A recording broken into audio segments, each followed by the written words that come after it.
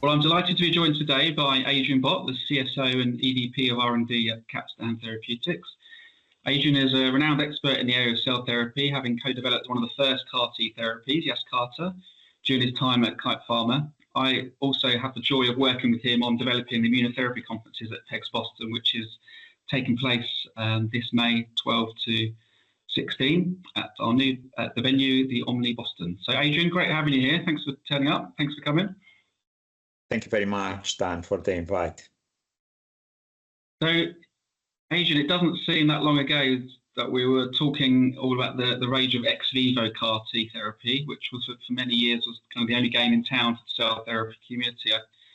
I just wondered if, as we're moving now towards this kind of exciting area of in vivo and the buzz that kind of follows that, if you could maybe just give us a bit of a feel and your take on what's going on with in vivo CAR-Ts and the excitement around that topic. Thank you very much, Dan, for the question. Of course, we're all very excited about the emergence of in vivo CAR therapy as an approach to increase the scalability of the CAR products in general and address some key hurdles associated with conventional ex vivo viral-based chimeric antigen receptor T-cell products. So lots of buzz, of course, around this area. At least a dozen or so companies nearing clinical development or already in clinical development. But essentially what we aim to do is bring together the unprecedented potency of chimeric antigen receptors with the scalability of in vivo products based on either mRNA, lipid nanoparticles, or viral vectors. So what do you kind of see as the reason why maybe this opportunity exists within in vivo? I mean, your experience in ex vivo, and that's how kind of our conference programs have been based for many years. We've brought this topic to PEGS in the last couple of years, you and I and a few of the others in the community, and had some great conversations. I just wondered, what is everyone seeing with these products, especially with the experience they also have in ex vivo? Well, we spent more than a decade developing the first wave of ex vivo engineered CAR T-cell products. There were a lot of learnings. Some of them, of course, were positive, such as the fact that with the chimeric antigen receptor engineered T-cell, we can eventually eradicate the last cancerous cell in the body, especially in B-cell malignancies. But some of the lessons learned from developing these ex vivo engineered CAR T-cells pointed to scalability limitations, patient access limitation, of course, and some clinical performance limitations, especially in solid tumors, and applicability to non-oncology indications, which are associated with very high safety bars.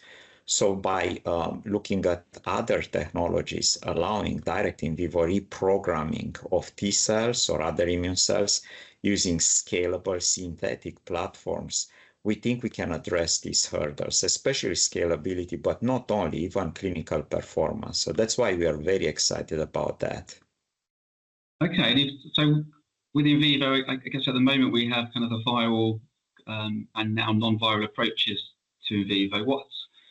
What's the kind of landscape for those who are not maybe so familiar with this space? What's the current technologies and the platforms available or being investigated at the moment? Indeed, I think that those two categories are essential, and both have merits, of course, and some risks or caveats that need to be addressed with viral-based approaches and integrating viral vectors.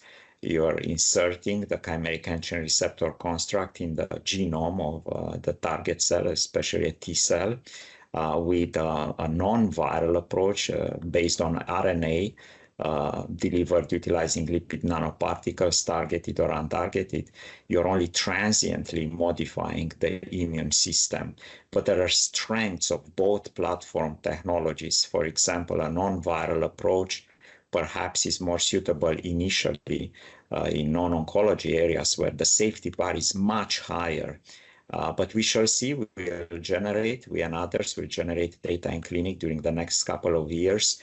I'm sure if the in vivo platform technology in general will show safety, tolerability, and efficacy across the board, there will be room for both flavors, so to speak, of these technologies.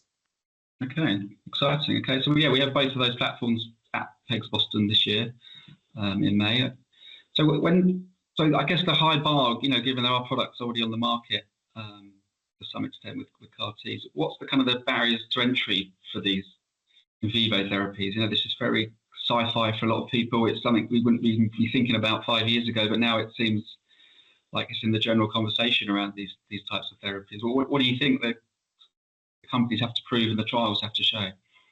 I think that there are 4 categories of hurdles in front of us. Of course, number one, the preclinical development itself, and I think this must include non-human primates eventually, since we are dealing with novel platform technologies. Each of those platforms carrying their own issues or potential risks around safety, tolerability, as well as scalability, and so on and so forth. So the second category of hurdles is related, of course, to CMC and production. Mm-hmm. How scalable, what's the cost of goods? These are very different depending on the platform, viral-based or non-viral-based. And of course, the early clinical development, performance, and regulatory path. It's going to be very important to define a dose regimen that is safe, tolerated, as well as leading to an appropriate biological response that is clinically meaningful during phase 1A, phase 1B trials, and setting the stage, of course, for phase 2 proof of concept and registrational trials. And at last but not least, of course, demonstrating that by using an in vivo platform, we can address some of the hurdles or limitations from clinical performance standpoint. So applicability to regenerative medicine, autoimmunity, as well as solid tumors, which are not actually met, the needs in those areas are not met with current conventional ex vivo engineered CAR T cells or other immune interventions. Okay. Well, there's obviously a huge amount of work to be done. I feel like, based on the conversations and research we did in the preparation for PEG Summit, 2025 was going to be a big year, and we've already seen a lot of trials kind of starting, and there's more to happen for the rest of the year. What do you kind of see going forward in the lead up to PEGS, but also just beyond that into the next couple of years? Where do you think, what kind of things do you think we're going to be talking about over the next 12 to 24 months?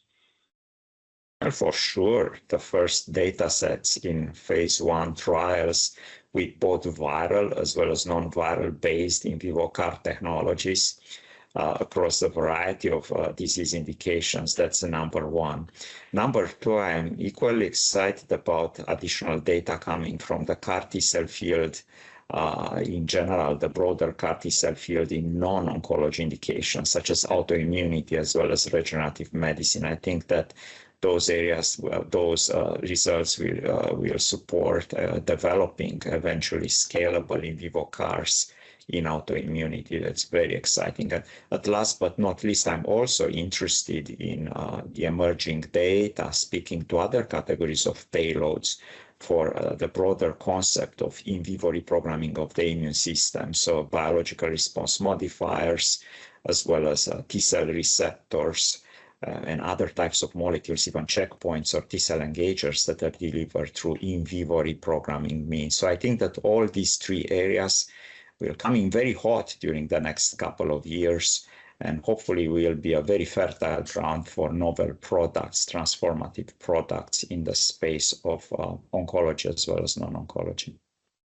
Excellent. Excellent. Fantastic overview. I think that's kind of where this in vivo topic fits nicely in PEGS, in that we were talking about CAR, and now you just mentioned, this could be a way to deliver what were previously antibody-based platforms, which has, been the backbone of PEGS for many years. So all very exciting. Adrian, thank you so much for your time. Really great having you here, and can't wait to see how these topics evolve in the run-up to PEGS Boston in May. For more information, please visit the website and in the link on the post here, and we look forward to seeing you soon. Adrian, thanks so much for your time. Thank you very much, Dan. Looking forward to catching up with you at PEGS. Thank you.